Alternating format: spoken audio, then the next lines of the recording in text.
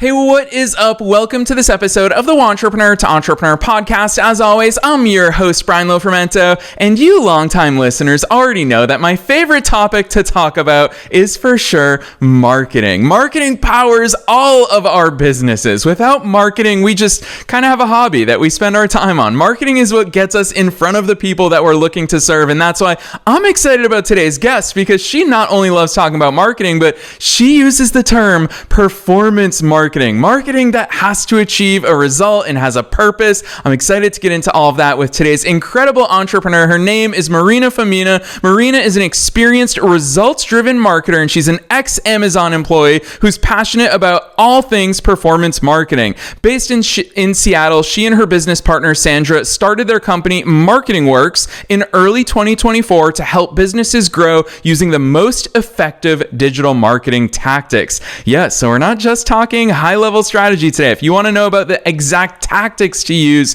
to actually grow your business, well, Marina's got you covered in today's episode. They first met while they were working at Amazon together, managing annual media budgets up to, just a casual $60 million to support warehouse hiring in over 2,500 facilities across North America. And this is where Marina got to see how many different paid channels operate at scale and what actually works. Hence their company name, Marketing Works. I'm so excited about today's conversation, so I'm not going to say anything else. Let's dive straight into my interview with Marina Fomina.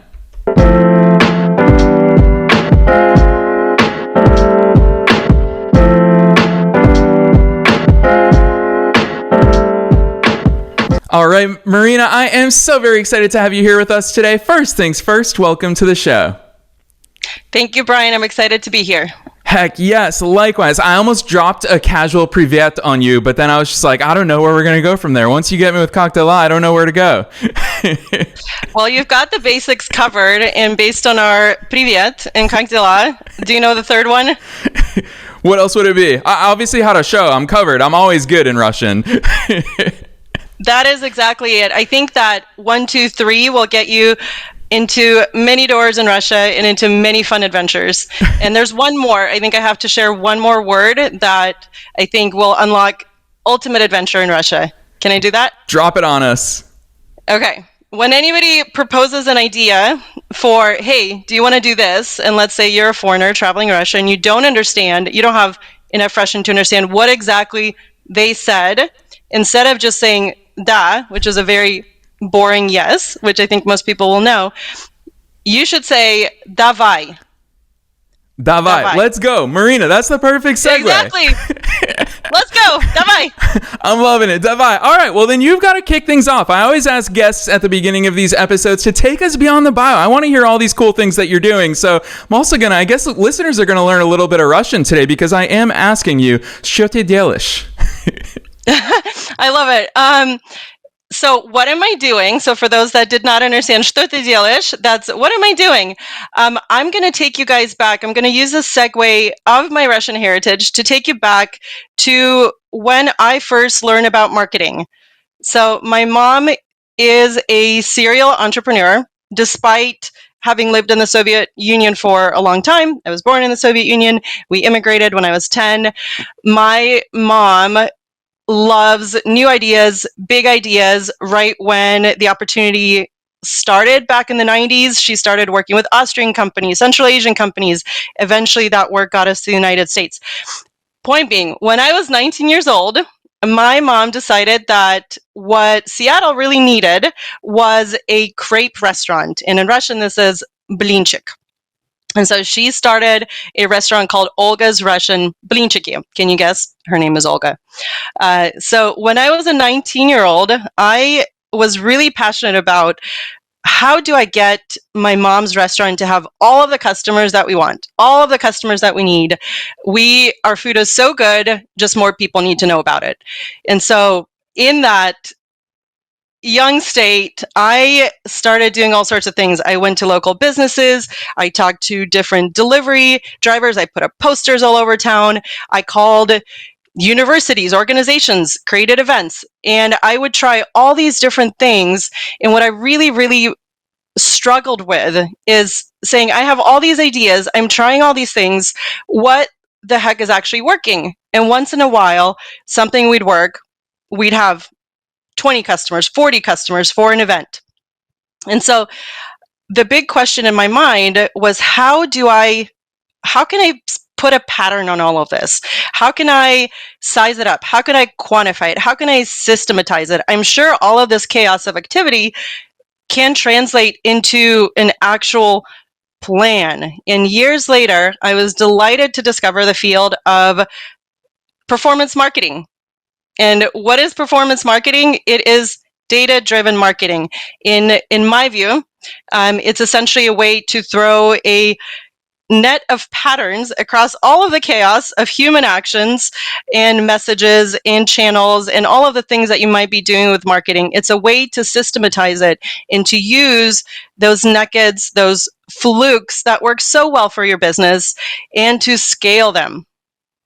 Marina, I love that overview for so many reasons. First and foremost, because it shows that even at a young age, you were hustling, and I'm the son of an immigrant mom, and so I relate so much to the American dream. Come to this country and find the opportunities, and it's something that fortunately you and I were introduced to at very young ages, you especially with your own family's entrepreneurial endeavor. I love that backstory. But really, there's something you said at the end of the interview that didn't go unnoticed for me, and you talked about those flukes. How do we get those flukes to keep working for us? And when I hear about those flukes, where my entrepreneurial mind goes after 16 years of doing this entrepreneurial journey is that flukes are great because they only happen if we try things. That's part of the entrepreneurial journey. It's part of growing a business, is first trying things so that we can find those flukes. And then, as you said, notice those patterns and ask ourselves, how can we recreate those?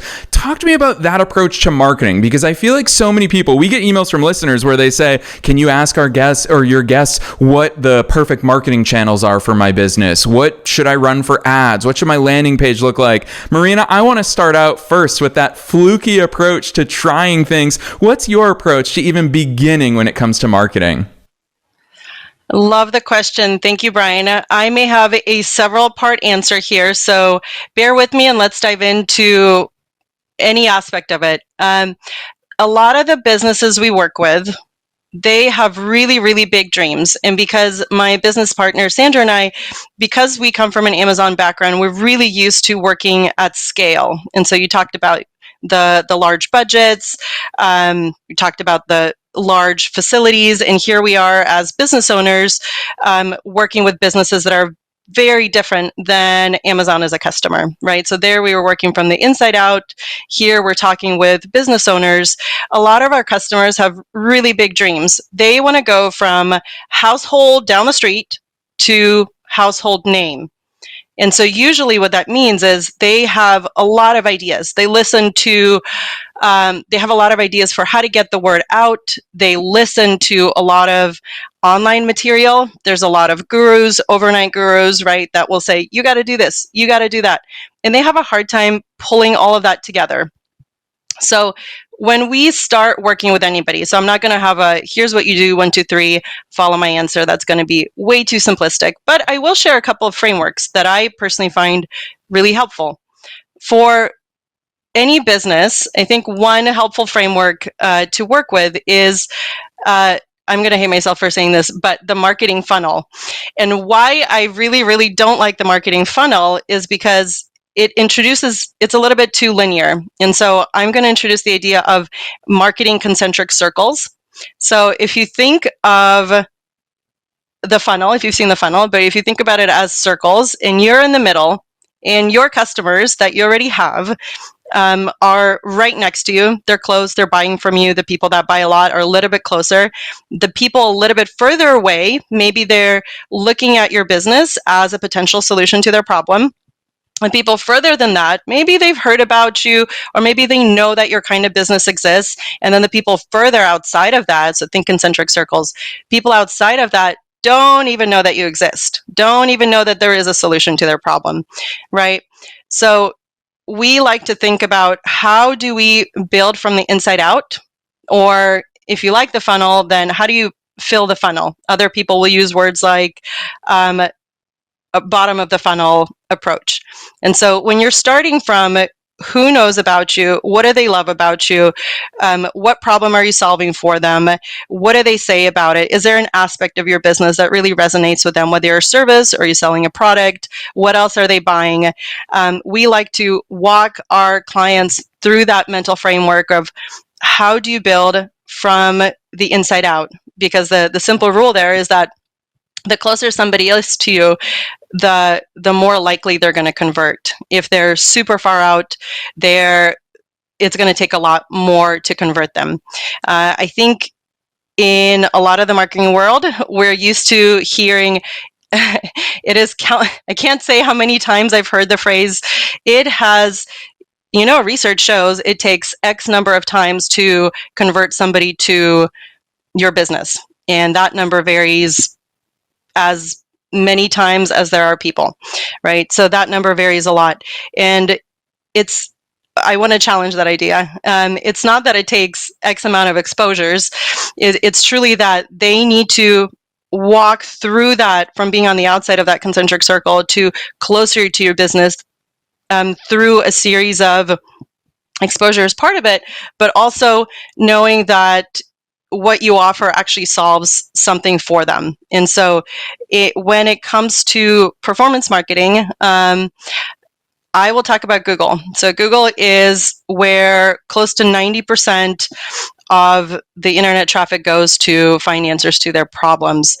Google has so much information, and they're able to, this is really the clever part about when you begin marketing outside of the people that already know you, right? That's the point when somebody comes to us and they say, hey, I've got my customers, I've got a great product, I don't know how to scale. I don't know how to go beyond that. I know there's more people out there. Who do I talk to? Is it people between the ages of 18 and 35? Is it people that live in urban versus rural areas? And those, for the most part, in today's world, I would say those are, my opinion, largely obsolete in terms of concepts, because really what you're looking at is people's behavior relative to your brand, relative to your product, and people's actions on the internet, which is where digital marketing comes in. The power of Google is that it can see so much of that information, and it can use those signals. What does a conversion look like? What actions do they take? And it can find more people like them. In meta ads as well, you're going to have lookalike audiences. You're going to have ways to build out audience groups based on the people that are kind of like your customers already.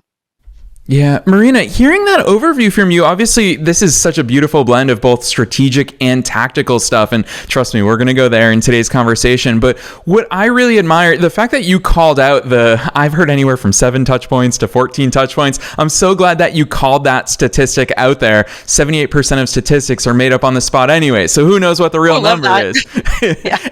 And so with that in mind, Marina, I think a lot of people think of marketing merely as those touch points. Okay, if you're telling me I need to get in front of my potential clients or customers 7 times, where do I get those 7 touch points from? And sure, Google's one and Facebook ads might be another. There's so many different ways, but it sounds to me, the way that you answered that question is you went straight to using those concentric circles to say, hey, we're actually guiding people towards us, kind of like that gravitational force.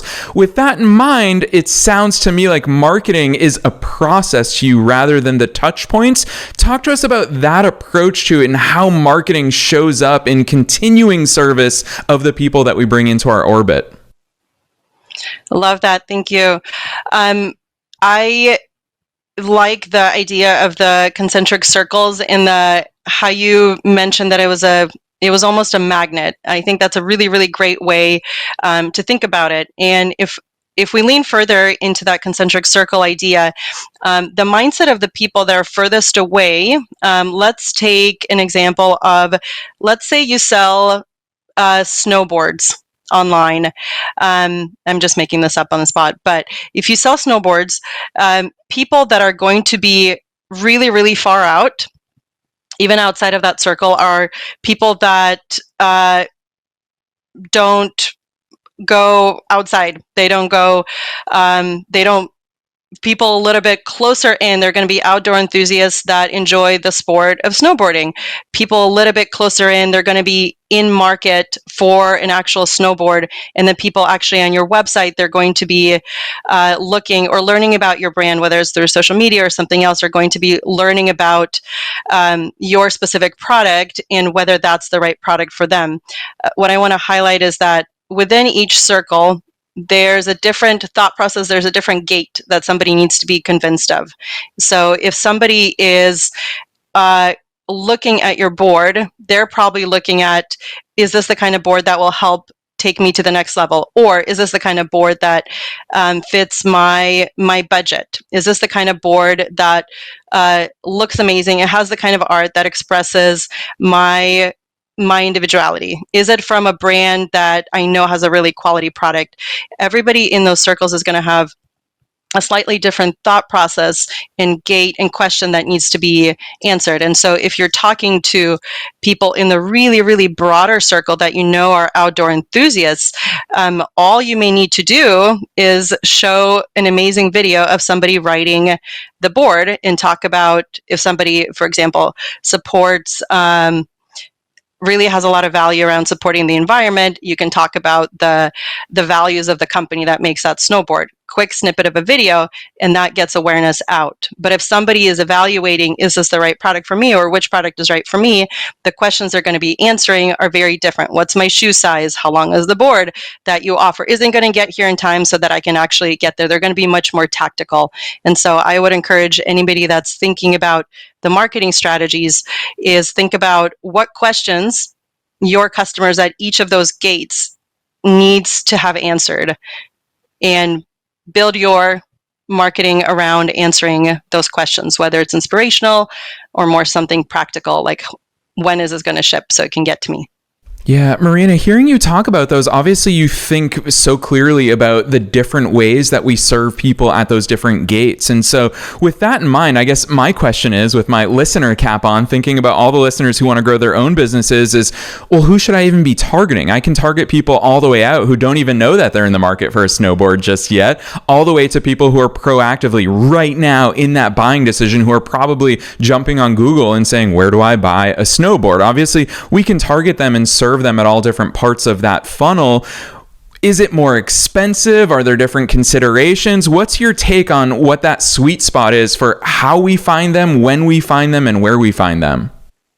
Yeah, that's a really great question, Brian. So I would always advise people to start from the inside out, or again, if you think about the funnel, fill the funnel model. So the people that are closest to you, or at the bottom of the funnel, if people are searching actively, they're in the ready to buy mode, that is where you're going to have the highest conversions, and you need to be the most tactical with showing the price, the shipping, making sure you're showing up for the terms when somebody says snowboard, best snowboard on the market, or if you have a very particular kind of snowboard, best snowboard for people who like to ride fast, or for best snowboard for beginners. Those are common terms that you might see people search for. So when you're in those spots, that's where you want to start, because people are already ready to buy. A lot of times, you will notice it's much cheaper to advertise to a much broader audience when you think about the per person impression. So the KPIs of if you want to talk to a lot of people, but you don't expect them to act, you're going to have a great luck with video, or you're going to have a great luck with display advertising, or some types of social media advertising where you're talking to a lot of people and you're not overlaying a whole lot of targeting on top of that. But if you're looking for the highest conversion, which is where I would say start investing your money. If you've never paid for advertising before, start with Google search ads, Google shopping ads, if you're looking for that immediate conversion, because you're going to get the highest conversion. There is one tactic I want to lean into for a moment. It's the principle. I call it the explore exploit principle when it comes to any of these tactics. And what that really means is when you're launching, let's say, a search ad in a shopping ad on Google to people who are ready to buy, then my advice would be structuring it in a way where you can get immediate learnings. So if you're doing a search ad, for example, 50% of your budget on search, 50% on shopping, then see which one converts better. Structure your initial launch in such a way so that there's always something you can learn. Because in the next iteration, let's say 2 weeks later or a month later, depending on how much data you've gathered in that time, you will have a much clearer read on where that initial conversion comes in. When it comes to smaller businesses, smaller budgets, looking to grow, the beauty of performance marketing is that, and all it means is just data-driven marketing, but the beauty there is that it gives you a foothold of data to then inform your next decision. So when we work with a lot of clients, we typically do this on a monthly basis. We sit down and we look at, here's all the products that we advertised. We advertise them in the same way. The learning we wanted, our goal in structuring it this way, was to understand which product actually has the most resonance with the people out there on the internet. Who is most likely to buy? Which web page is set up in a way that enables that buying so easily for them? And so at the end of the month, if you structure it in a way where you can learn something, then you can use that learning. So you're exploring, so that's the explore part of that cycle. You're learning about, here's the 10 products we put out there. Looks like product number 2, 3, and 5 did incredible. They carried the campaign. Then the next month, you use that learning to then exploit it. And it's a cycle that goes back and forth. Where I've seen it really effective, so in that case, is you would say, okay, if we just want to drive profit for the business, then we can double down on products 2, 3, and 5, or whatever ones that produced, and we can lower the budget to half, for example, on the other ones. And you see if that actually works out for your business. There's a few levers that can be super helpful for looking at that, but that's the principle. Yeah, and it all comes back to really what we started this conversation with, which is trying things, looking for those patterns. And it just seems to me, hearing you talk about this methodical, strategic approach, is that you're allowing yourself to gather data to then make more informed decisions. So I really appreciate these insights. Although at the same time, Marina, I can imagine a lot of listeners are thinking, how am I going to navigate all this stuff on my own? Which is, of course, why businesses like yours exist. And having you here on the show today, I've been really excited because I know that part of the way that you and Sandra operate your business is you also offer fractional CMO services. Now, I will tell you, as the host of a business podcast, I've seen this term fractional a little bit on the rise in the past 18 months in particular, but a lot of people still don't realize what a fractional CMO looks like in their business. Talk to us about that fractional approach and how it differs from the traditional agency model. That's a really great question, and interesting to hear about the rise of that. We've noticed that as well. And when we first wanted to put a word on what is it that we do and what is it that we offer, that is the term that really cinched it all together.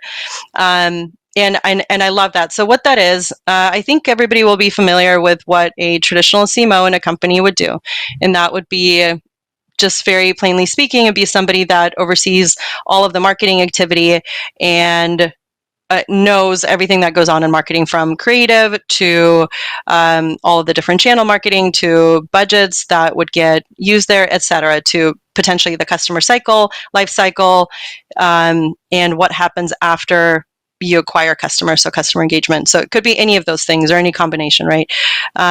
When it comes to the fractional CMO service that we offer, and why this is different than a lot of agencies, this really stems from Sandra's and my background living, I will say living within Amazon, because it's very all-consuming. I was there for a decade, and Sandra was there for 8 years. So together, that is a lot of Amazon-like mindset and training. If most people that know Amazon know it for a few reasons. If you've dug into the business psychology of it, you know that it's extremely customer-centric. It seeks to be the Earth's most customer-centric company, and it is extremely data driven. And that's where those two things really come in. So in every single campaign that we've run, team that we've been on, meeting that we've been to, and any kind of review, you are constantly asking yourself those questions. Is what I'm doing, is this helping me understand the customer, get better at serving the customer? What data do I have to prove that? What data do I have to showcase the insights that I'm highlighting in this meeting? And so from all of that, you can imagine it really comes down to, we can't help ourselves but think in that way when it comes to working with a business. So if a business is saying, I have a great product, I really don't know how to get more customers, I have this idea, I want to have that idea, I want to try this, I don't know what to do with social media, should I invest in SEO, should I try this hack? Normally they will have so many different ideas, right? And so where fractional CMO service comes in, we really built this into our package for any kind of advertising, is it allows us to give the business owner that space to dream, to articulate, to share, to soundboard. And it gives us the opportunity to then come in and say, that all makes sense. And yes, some of those are fantastic ideas, but here's where we are, and here's one step we can take toward that dream. So it allows us to soundboard with the business owner. It allows us to give them feedback on those ideas. We hear a lot of, hey, I saw this person on YouTube talking about, what if you just get rid of all conversions in general with Google? Should I do that? And then it gives us an ability to almost damage control tactics that they want to try that we know are going to lead them into an unproductive direction. And it allows us to speak to that and then to guide them down a path that will be profitable for their business for that point in time. And then to use that learning to iterate over. Yeah, I really appreciate those insights, and I appreciate the model in which you guys have built your business, these fractional CMO services. It really is like having that person in your corner with all the advantages of you both working on different businesses, but also working internally within a business. I think it's a really intimate client relationship, and I think that that's the direction the market's going in, because it's never been easier than ever before to get freelancers at your disposal. Or I'm going to interject AI into the conversation, that a lot of people think that can replace so many things, but having that CMO, even at our sizes, Marina, I think that's one of the important things that listeners remember from here is, we don't have the budgets of Amazon. We don't have full-on departments, an IT department, an HR department, an entire marketing department. This is, on a small business level, our way of gathering that intelligence and that knowledge and those past experiences for our benefit. So really appreciate hearing those insights, which even just me saying AI out loud, it forces me to ask you, here you and I are in Q1 together on the air talking about a brand new year. So many shifts in marketing, in technology, in the way that we grow our businesses. AI is obviously a huge player. Marina, where do your eyes go in the world of marketing and online advertising for 2025? Thank you for asking that question. It is something we think about and we talk about a lot. Here's what's really interesting, and I'll speak just to Google Ads and search advertising. Search marketers, PPC marketers that operated within the Google platform 5 years ago, 10 years ago, are really used to thinking about, here's the exact term we want to bid on.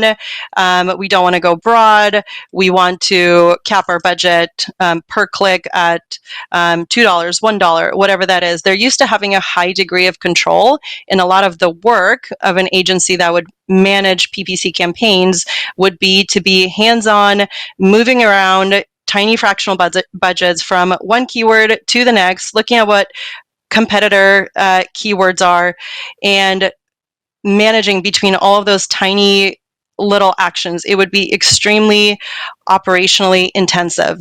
With the way that the industry has gone in the last year and 2 years, and really the direction it is accelerating, Google takes more and more of those controls away, which leaves us in a really interesting spot as marketers working within the platforms. On the one hand, you can go, oh my gosh, I used to be able to control all these tiny buttons and levers, and now I can't even see what they're doing. What is happening?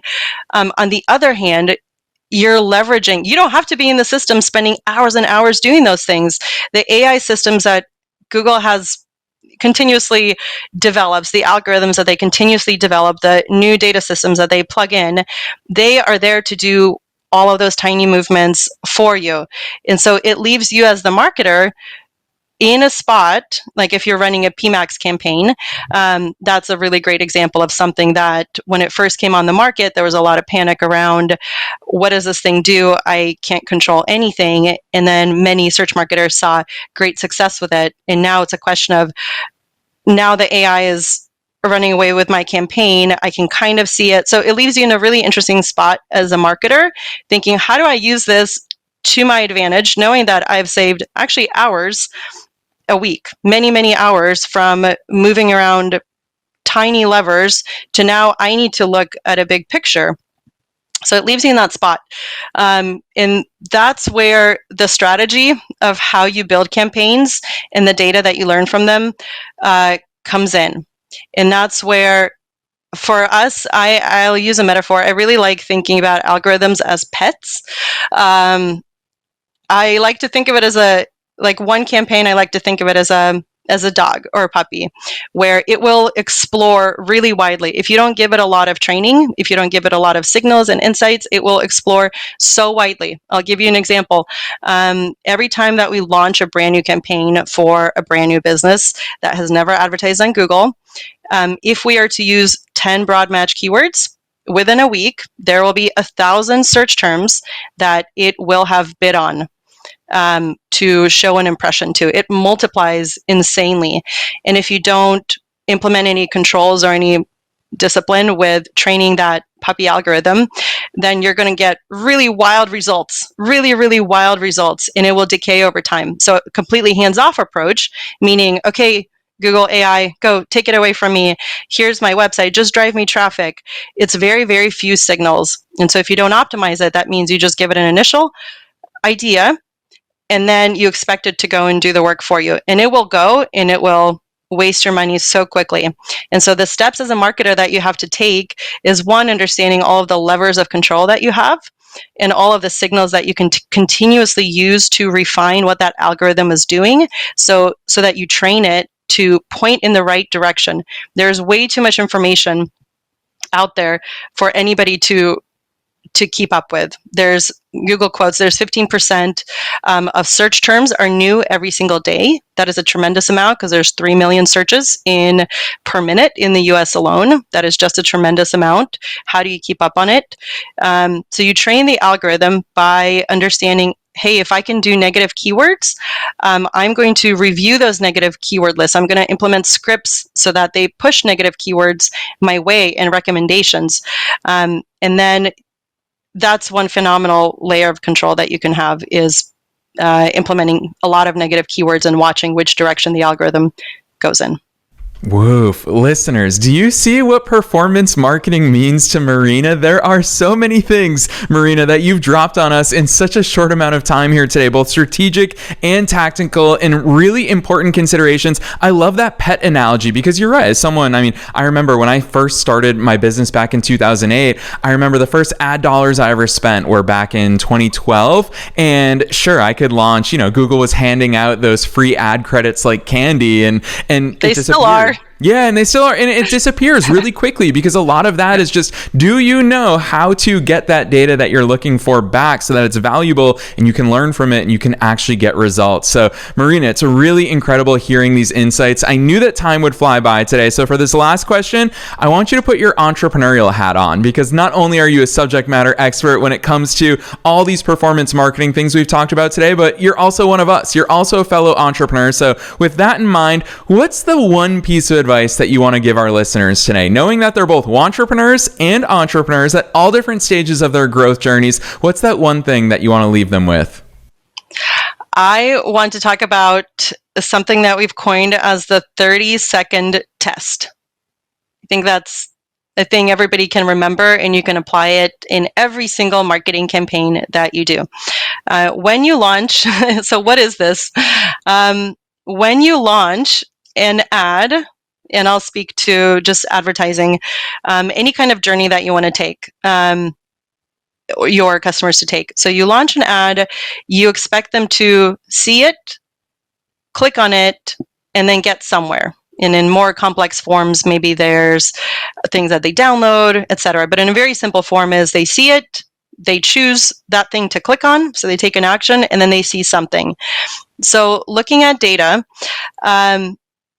half of the users who search anything, this is Google data, will select a result within 9 seconds. And then more than 80% will select something within 15 seconds. So 15 seconds. You get 15 seconds to get in front of somebody, make sure what you're showing is clear, and compel them to click on whatever you're doing. And then the other 15 seconds is what happens once they're there. Does that follow the same thought process? When you look at bounce rates, websites that bounce high, well, people will spend less than 15 seconds on that site. So you have a 30-second window to get into your customer's head, to go from, here's my ad showing up, whether it's social media or whether it's Google advertising, here's where they land, and does that information match it? And does that continue that thought process when they first clicked on my ad? What were they thinking? Is their question answered? You only get 30 seconds or less. Boom. It's a big question to ask ourselves and a high barometer, a high standard for us to set for all of our marketing efforts. And Marina, I love the fact that you followed that through and you give us an additional 15 seconds just for wherever it is that they land. Because as someone who researches a lot of entrepreneurs ahead of these conversations on the air, sometimes I go to entrepreneurs' websites and businesses' websites and I still have no idea what they do. So that 30-second test, I love that barometer of success, Marina. All of that is just a testament to the way that you and Sandra operate with your business. Marketing Works. I think it's brilliant the way that you've structured it, the way that you help people. I love reading about the work that you all do. And we didn't even talk about all the types of ways that you help people, your essential package. You guys are so clear about what's included, what's that pricing look like. So for people who are listening to an episode like this saying, could I ever afford someone like Marina to be in my corner? Well, definitely check out her website. You guys also have a growth accelerator. So for listeners who want to explore all of that, drop those links on us. Where should listeners go from here? Marketingworks.io.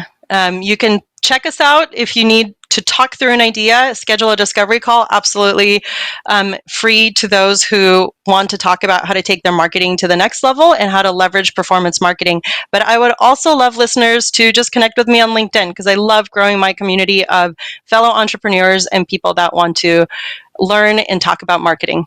Yes, listeners, you heard it there from Marina. Do not be shy. Spoiler alert, most podcast listeners are super shy. So this is your chance to connect with someone who's amazing and brilliant you heard on this show. So definitely check the show notes down below. No matter where it is that you're tuning into today's episode, you'll find those links. You'll find marketingworks.io. You can click right on through. We're also linking to Marina's personal LinkedIn. So reach out to her, continue the conversation. Otherwise, Marina, on behalf of myself and all the listeners worldwide, thanks so much for coming on the show today. Thank you, Brian.